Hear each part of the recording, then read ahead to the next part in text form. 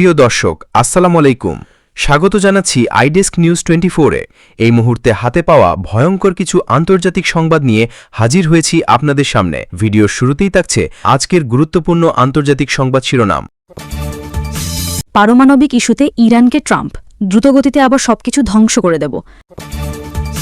সুখবর, এই সপ্তাহে ফিলিস্তিন রাষ্ট্রকে স্বীকৃতি দিতে চলেছে যুক্তরাজ্য। ফিলিস্তিন রাষ্ট্র প্রতিষ্ঠা ছাড়া ইসরায়েলের সঙ্গে সম্পর্ক নয়, সাফ জানালো সৌদি আরব।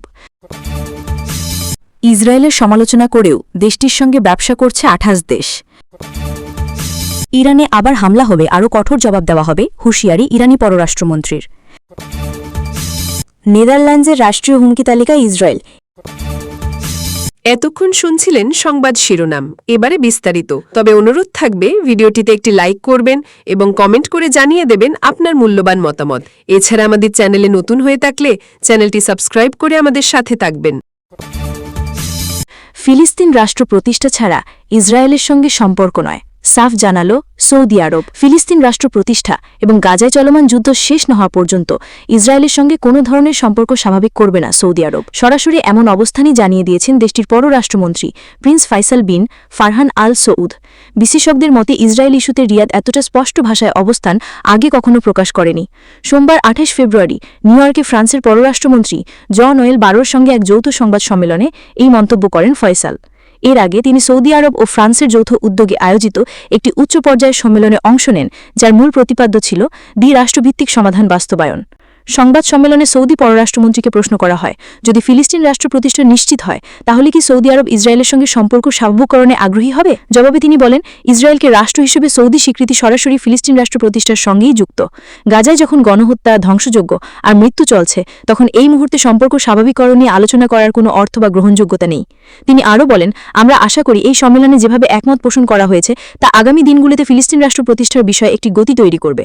সেটি হবে ভবিষ্যতে সম্পর্ক স্বাভাবিককরণ নিয়ে আলোচনার ভিত্তি। গাজায় চলমান পরিস্থিতি নিয়ে প্রিন্স ফয়সাল বলেন, প্রথমে যুদ্ধ বন্ধ হতে হবে, মানুষের দুর্ভোগ লাঘব করতে হবে, এরপর আলোচনা হতে পারে ফিলিস্তিন রাষ্ট্র প্রতিষ্ঠা নিয়ে। সেটি বাস্তবায়িত হলে তখনই আমরা সম্পর্ক স্বাভাবিককরণ নিয়ে কথা বলব। বিশ্লেষকেরা বলছেন, এই বক্তব্য মধ্যপ্রাচ্যে ইসরায়েলকে স্বীকৃতি দেওয়া ঘিরে সৌদি আরবের অবস্থান পরিষ্কার করে দিয়েছে।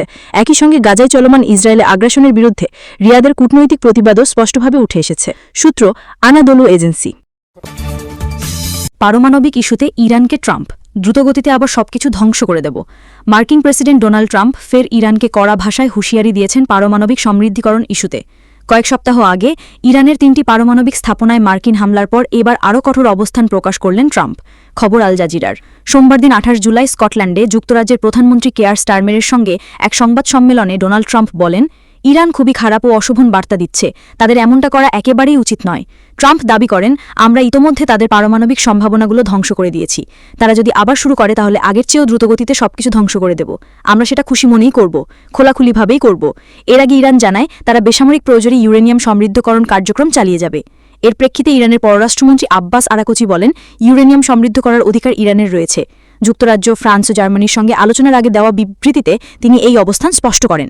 ট্রাম্পের সাম্প্রতিক মন্তব্যের প্রতিক্রিয়ায় আরাকচি বলেন, হুমকি ও ভীতির ভাষার জবাব ইরান কখনোই দেবে না। তিনি জোর দিয়ে বলেন, চিকিৎসা ও বেসামরিক প্রয়োজনেই আমাদের ইউরেনিয়াম সমৃদ্ধ করার দরকার রয়েছে। ইরান যদি আবার হামলার শিকার হয় তাহলে আরও কঠোর প্রতিক্রিয়া জানাবে। গত সপ্তাহে ইরান, যুক্তরাজ্য, ফ্রান্স ও জার্মানির মধ্যে অনুষ্ঠিত এক উচ্চ পর্যায়ের বৈঠকে ইরানি কূটনীতিকরা গম্ভীর, খোলামেলা ও বিস্তারিত আখ্যা দিলেও কোনো অগ্রগতির ঘোষণা আসেনি। ওই বৈঠকটি ছিল যুক্তরাষ্ট্রের সামরিক হামলা ও ইসরায়েলের সঙ্গে টানা 12 দিনের সংঘাত শেষে প্রথম বড় কূটনৈতিক উদ্যোগ। অন্যদিকে ইসরায়েলের প্রতিরক্ষামন্ত্রী ইসরায়েল কাচ এক ভাষণে জানান, তিনি ইরানের সর্বোচ্চ নেতা আয়াতুল্লাহ আলী খামেনির উদ্দেশ্যে একটি বার্তা পাঠাতে চান। ইসরায়েলি পত্রিকা ইয়েদিয়ত আহরণতে প্রকাশিত বক্তব্যে তিনি বলেন, আপনি যদি ইসরায়েলকে হুমকি দেন তবে আমাদের দীর্ঘহাত তেহরানে আবারও পৌঁছাবে, এবার আরও বেশি শক্তি নিয়ে এবং ব্যক্তিগতভাবেও আপনার কাছে পৌঁছাবে। বিশ্লেষকদের মতে ইরানে নতুন করে হামলা চালাতে চাইলে তার জন্য যুক্তরাষ্ট্রের সম্মতি প্রায় অবশ্যম্ভাবী হবে। এদিকে আল জাজিরাকে দেওয়া এক সাম্প্রতিক সাক্ষাৎকারে ইরানের প্রেসিডেন্ট মাসুদ পেজেশকিয়ান বলেন, ইরান তার পারমাণু কর্মসূচি ত্যাগ করবে না, তবে আলোচনা চালিয়ে যেতে প্রস্তুত রয়েছে। তিনি ইসরায়েলের সঙ্গে সাম্প্রতিক যুদ্ধবিরতি নিয়ে বলেন, এটি কতটা স্থায়ী হবে সে বিষয়ে তিনি খুব একটা আশাবাদী নন। গাজায় চলমান যুদ্ধ নিয়েও ট্রাম্প মন্তব্য করেন। তিনি অভিযোগ করেন, দোহায় যুক্তরাষ্ট্র ও ইসরায়েলের মধ্যে অনুষ্ঠিত শান্তি আলোচনায় ইরান হস্তক্ষেপ করেছে এবং এই হস্তক্ষেপের কারণেই আলোচনা ভেস্তে গেছে। যদিও তিনি এই বিষয়ে কোনো বিস্তারিত তথ্য দেননি, তবে এখন পর্যন্ত ইরানের পক্ষ থেকে ট্রাম্পের এই অভিযোগে কোনো আনুষ্ঠানিক প্রতিক্রিয়া আসেনি। সুখবর, এই সপ্তাহে ফিলিস্তিন রাষ্ট্রকে স্বীকৃতি দিতে চলেছে যুক্তরাজ্য।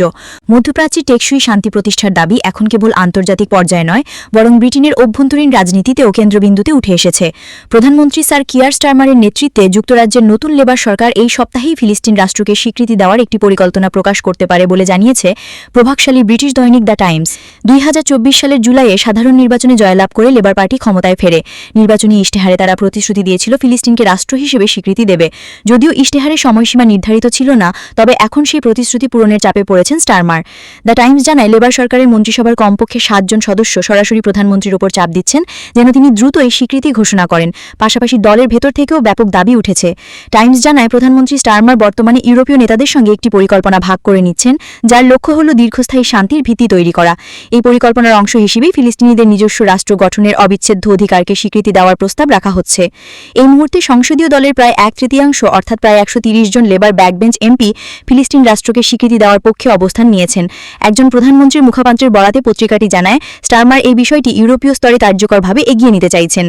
এর আগে যুক্তরাজ্যের 220 জনের বেশি এমপি, যাদের মধ্যে লেবার পার্টির অনেকেই আছেন, প্রধানমন্ত্রীকে ফিলিস্তিন রাষ্ট্রকে স্বীকৃতি দেওয়ার জন্য আহ্বান জানিয়ে একটি যৌথ চিঠি দিয়েছেন।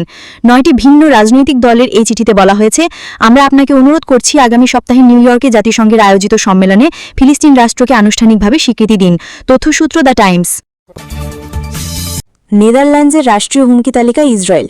ইরান, রাশিয়া, তুরস্কের পর এবার নেদারল্যান্ডসের রাষ্ট্রীয় হুমকি তালিকায় যুক্ত হয়েছে ইসরায়েল। নেদারল্যান্ডসের রাষ্ট্রীয় হুমকির রিপোর্ট 2025-এ এই তালিকায় ইসরায়েলকে জাতীয় নিরাপত্তার জন্য বিদেশি হুমকি হিসেবে চিহ্নিত করা হয়েছে।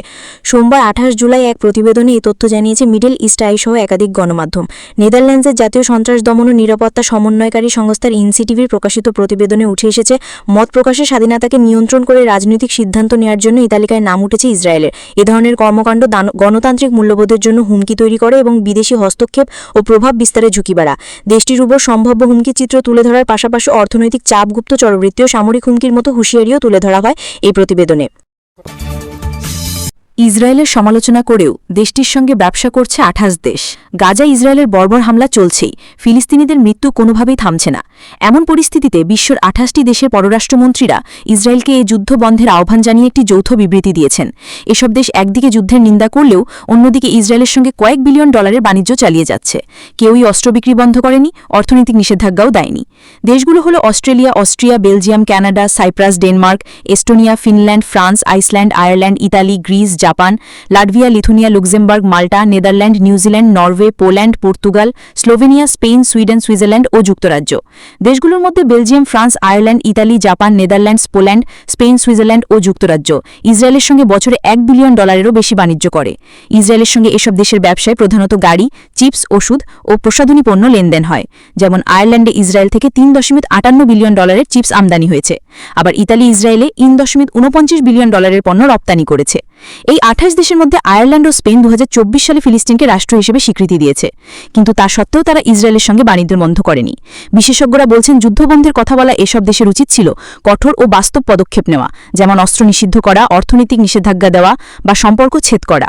কিন্তু এখন পর্যন্ত এসব দেশ কেবল বিবৃতি দিয়ে দায়িত্ব শেষ করেছে। ফলে অনেকেই মনে করছেন এদের আচরণে নৈতিক বিচারিতা স্পষ্ট। মানুষ চায় শুধু কথা নয়, বাস্তব উদ্যোগ। যতক্ষণ না তা হয়, ফিলিস্তিনের জনগণের দুর্দশা চলতেই থাকবে। সূত্র আল জাজিরা। ইরানে আবার হামলা হবে, আরও কঠোর জবাব দেওয়া হবে, হুঁশিয়ারি ইরানি পররাষ্ট্রমন্ত্রীর। আমেরিকান ও ইসরায়েলি কর্মকর্তাদের হুমকির ভাষার জবাবে ইরানের পররাষ্ট্রমন্ত্রী এক কড়া বার্তা দিয়েছেন, যেখানে তিনি বলেছেন, যদি আবারও আগ্রাসন ঘটে তাহলে ইরান আরও কঠোর ও পরিষ্কারভাবে জবাব দেবে। 7000 বছরের সভ্যতা থেকে জন্ম নেওয়া একটি সমৃদ্ধ সংস্কৃতির জাতি ইরান কখনো হুমকি ও ভয়ের ভাষায় সাড়া দেয় না। ইরানিরা কখনোই বিদেশিদের সামনে মাথা নত করেনি এবং কেবলমাত্র সম্মানের জবাবই সম্মান দিয়ে দেয়। সোমবার এক্সে আবে টুইটারে দেওয়া পোস্টে এসব কথা বলেন ইরানের পররাষ্ট্রমন্ত্রী আব্বাস আরাকচি। তিনি আরও বলেন, আমেরিকা ও ইসরায়েলের সাম্প্রতিক আগ্রাসনের সময় কি ঘটেছে তা ইরান খুব ভালো করেই জানে, আমাদের প্রতি ও আমাদের প্রতিপক্ষদের উপর, যার অনেক অংশ এখনও সেন্সর করা হচ্ছে। যদি আগ্রাসন আবার ঘটে তাহলে আমরা এমনভাবে জবাব দেব যা গোপন রাখা সম্ভব হবে না। আরাকচি বলেন, টেহরান রিসার্চ রিয়াক্টর নামের একটি আমেরিকা সরবরাহকৃত চুল্লিতে তৈরি মেডিকেল রেডিও আইসোটোপের উপর 1 মিলিয়নের বেশি ইরানি রোগীর জীবন নির্ভর করে, যা 20% সমৃদ্ধ ইউরেনিয়াম দিয়ে চালানো হয়। আমাদের দেশীয় পারমাণবিক বিদ্যুৎ প্রকল্পগুলোকেও জ্বালানি দিতে আমাদের ইউরেনিয়াম সমৃদ্ধকরণ প্রয়োজন। যে কোনো সুস্থ মস্তিষ্কের মানুষ বুঝবে যে এত বড় বিনিয়োগের মাধ্যমে অর্জিত একটি জীবন রক্ষাকারী দেশীয় ও শান্তিপূর্ণ প্রযুক্তিকে আমরা শুধুমাত্র বিদেশি হুমকির কারণে পরিত্যাগ করব না। তিনি আরও বলেন, সম্প্রতি আমাদের পারমাণবিক স্থাপনায় অবৈধ বোমা হামলা প্রমাণ করেছে, যেটা আমরা বহুবার বলেছি, এই সমস্যার কোনো সামরিক সমাধান নেই। যদি কেউ আমাদের পারমাণবিক কর্মসূচির শান্তিপূর্ণ উদ্দেশ্য নিয়ে সন্দেহ করে, তাহলে এই সামরিক অপশন ব্যর্থ হয়েছে, কিন্তু আলোচনার মাধ্যমে হয়তো সমাধান হতে পারে। পোস্টের শেষে আরাকজি বলেন, সবাই জেনে রাখো, আমরা ইরানিরা আমাদের শান্তিপূর্ণ পারমাণবিক কর্মসূচি কিনে আনিনি, আমরা এটা গড়েছি রক্ত, ঘাম ও অশ্রু দিয়ে। আমাদের দক্ষ মানব সম্পদ যে প্রযুক্তি ও জ্ঞান অর্জন করেছে তা বোমা দিয়ে ধ্বংস করা যাবে না। হ্যাঁ, আমাদের সমৃদ্ধকরণ কেন্দ্রগুলো ধ্বংস হয়েছে, কিন্তু আমাদের দৃঢ় সংকল্প ভাঙেনি।